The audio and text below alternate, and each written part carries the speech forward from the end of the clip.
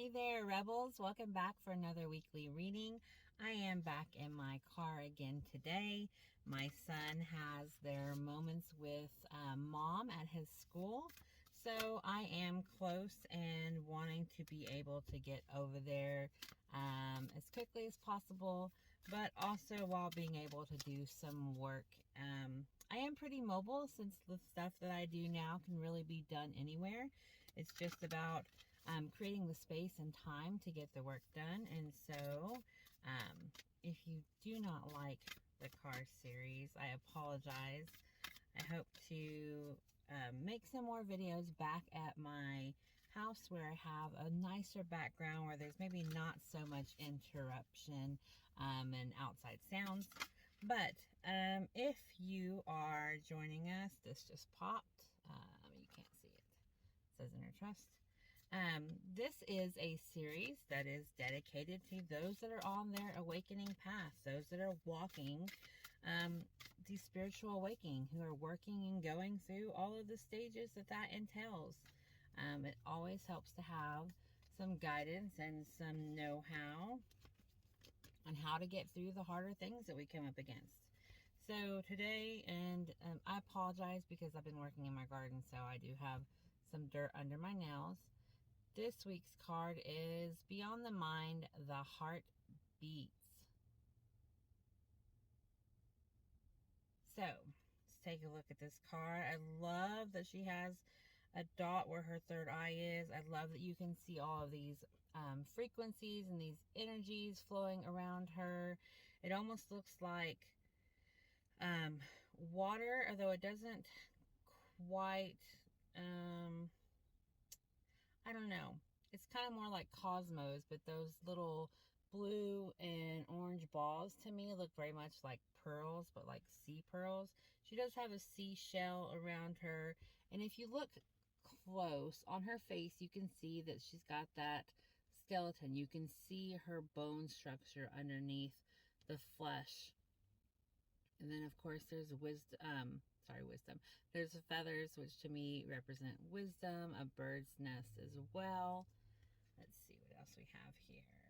We have some wheels, some cogs. She is wearing some type of necklace that cuts off down below so you can't see it that well.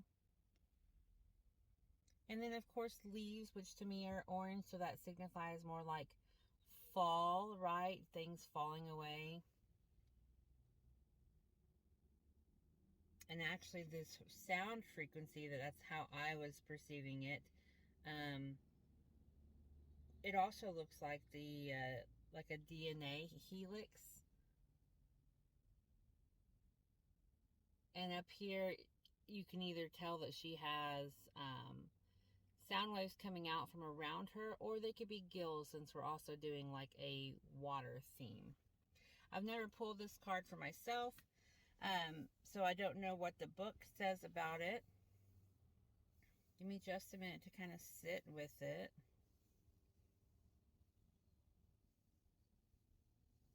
So I really like the leaves that are on this representing fall, because it is things that fall away, right?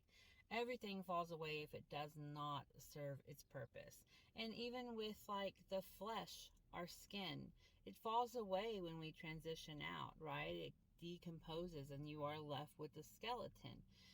That's another way of just symbolizing things that are just going as they should be. Now, of course, it says the line is beyond the mind, the heart beats.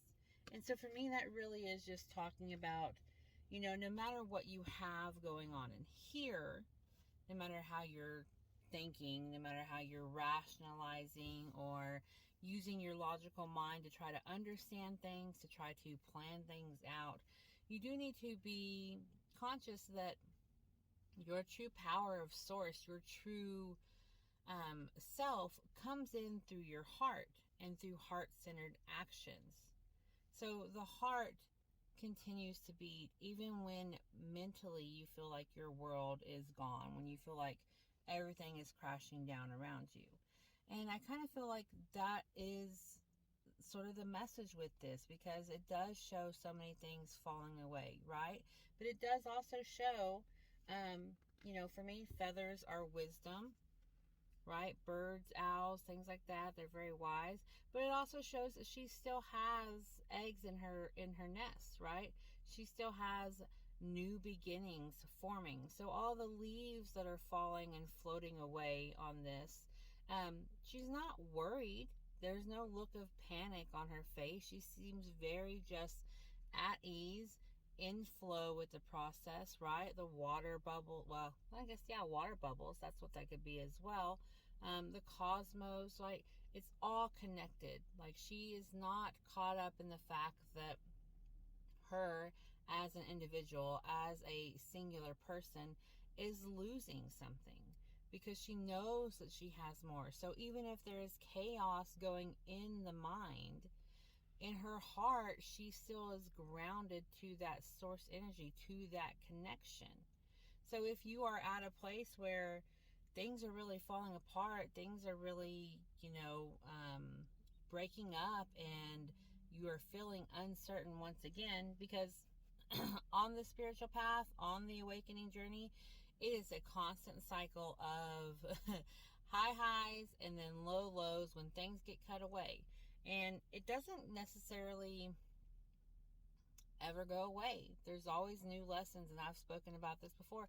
There's always new lessons and more lessons to be had, deeper understanding, until you kind of get and grasp the meaning of that lesson for you, and then it can go, and then you will have other lessons to compete with, right? That's why people get stuck in cycles and in patterns.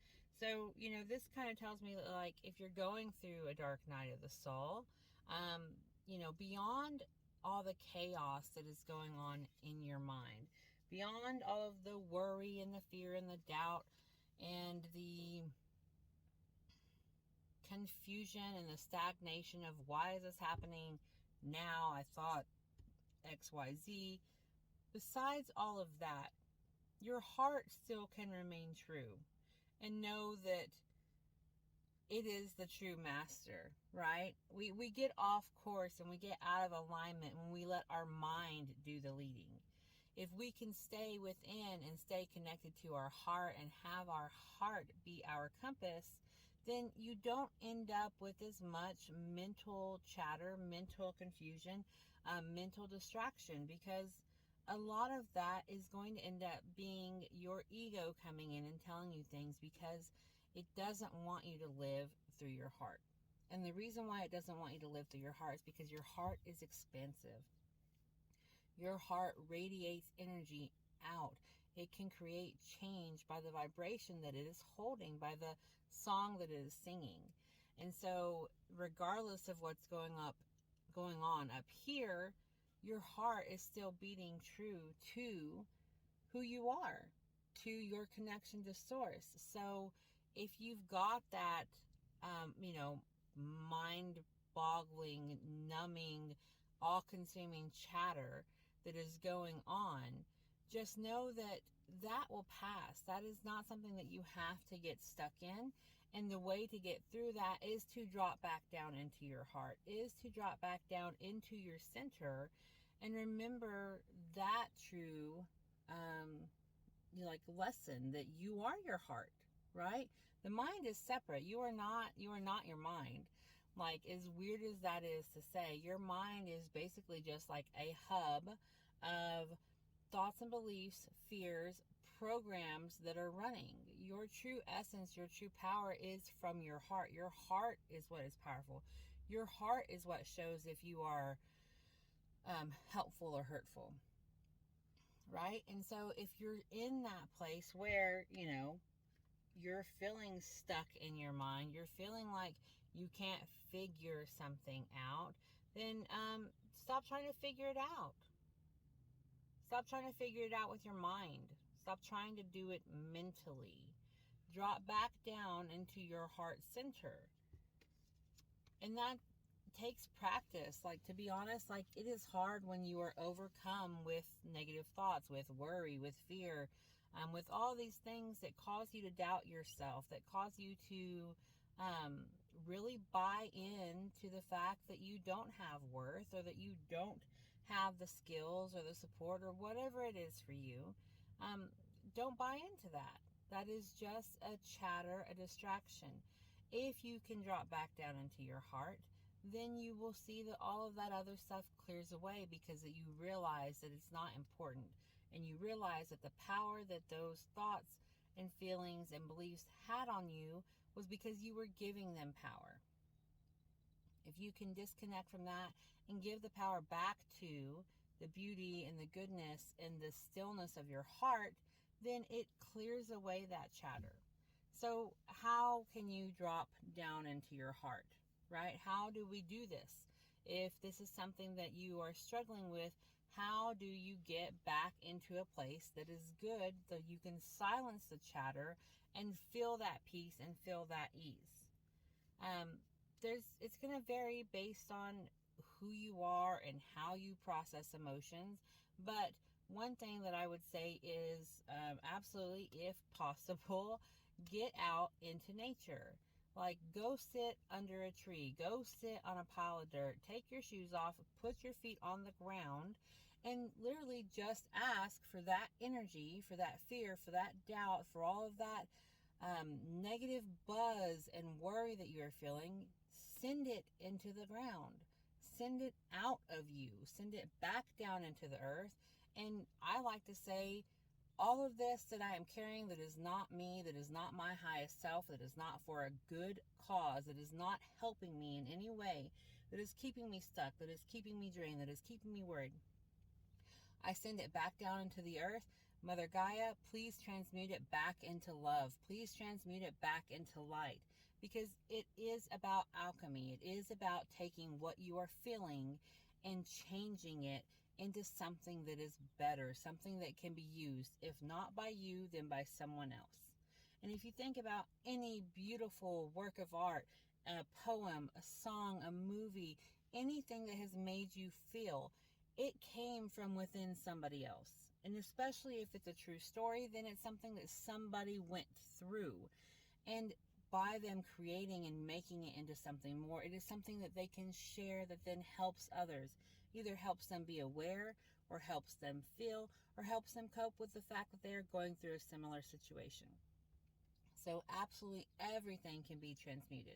So if you are in that space where you are stuck in your head and you want to get outside, ground, send that energy down into the earth, ask for it to be transmuted into something better for someone else, and you will get love and energy back in, and it will help regulate your nervous system if you can feel and connect and believe that this is helping you. Another thing would be, tapping. If you are getting emotionally worked up, find some tapping videos and find some tapping points, and do what is either designed for your specific issue, or what feels aligned to you, what feels natural and resonates for you, right? So one is like, if you are feeling unsafe and you're feeling unsure and you're feeling doubtful, well, then I would look up some tapping exercises or mantras, even if you don't want to tap, even just things you can say to repeat to yourself that, hey, I am safe, I am worthy, I am capable, I am supported, I'm provided for. Like, these are things, and the reason why I use the I am is because it's powerful to call that energy in and connect to you.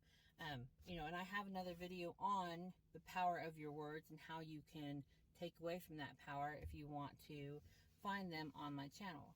But that is a powerful statement, and just having a system in place so when you realize, okay, I'm kind of falling off track, I'm kind of getting distracted, I'm kind of getting boggled, I'm kind of getting stuck mentally, but I know that that's not serving me, because I know that the more negative thoughts I think, the more negative things I feel like I'm attracting, and it's just a downward cycle, right? It's a spiral into lower frequencies that you don't want. So pick ways that help you to get out of your head and back into your heart. For me, nature, tapping. Another really great one is actually just sitting with it. And it's not comfortable. It is uncomfortable. It is not something that you're going to want to do, especially if you are new to processing your emotions.